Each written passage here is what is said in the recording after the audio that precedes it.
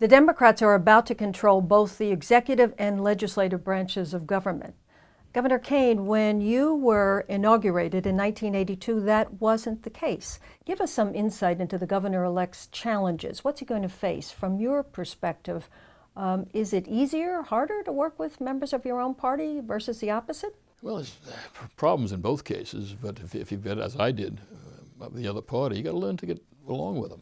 You got to learn to respect them. You got to learn to deal with them. You got to learn to, if you both have issues you want to deal with, and you can do it best together. So you can't do anything alone. So the more often you can trust each other, understand each other, work on each other's issues, get things to my desk, you learn how to do that. It took us a couple of years to do that, but once we started doing it, we were a pretty effective team. Governor Whitman, it was the opposite for you. When you won the election in 1993.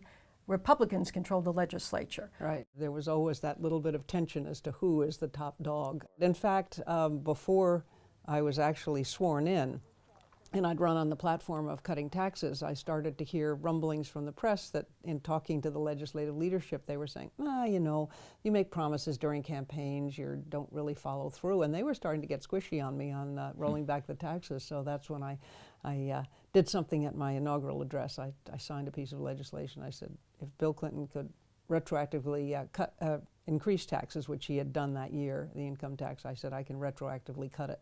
The governor-elect, Phil Murphy, campaigned on a very ambitious agenda, even in tough fiscal times, promising full funding for education, for state pensions, and tuition-free community colleges. What are these issues, do you think, in terms of what can be accomplished, Governor Kane? You got to be ready for circumstances to change.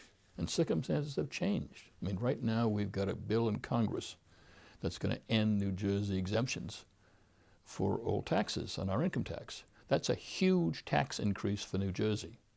Now, if you take that and combine it with what Murphy was talking about in the campaign, that's probably unsustainable for New Jersey. How do you see it, Governor Whitman, in terms of the challenges the new governor is going to face and in terms of the budget he's going to have to introduce very shortly after taking office? Well, I would agree with Governor Kane, and I hope he takes the time to really get into the budget, because you don't know. I mean, you think you know, and you've gotten as much as you can from the administration, but don't forget, this is a turnover from parties, too. So the chances are he didn't get as full a briefing during the campaign as he's going to get now. I mean, you don't. It's just a... In what sense? In sense of the budget, of all the things that are out there. I mean, we discovered a number of things that we hadn't anticipated, of debt and bonds that hadn't been accounted for in the way we thought was appropriate.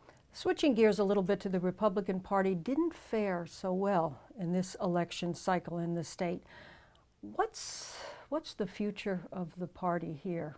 I'm not as concerned with the legislative results, which didn't surprise me terribly in a down year.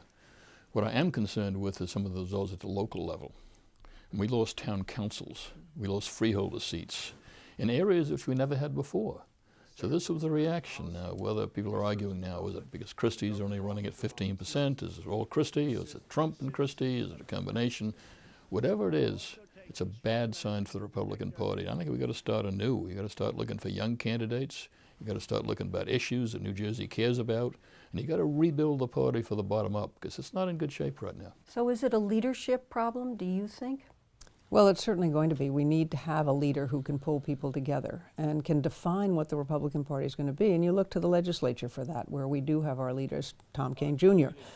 Is someone who could help define what the party is and try to rebuild, because I agree with Governor Kane. You don't know whether it's Chris Christie and Donald Trump, and if it's Chris Christie, he's going, so that's okay, he's out of the way. But Donald Trump's going to be with us for a while, and he's not popular in this state.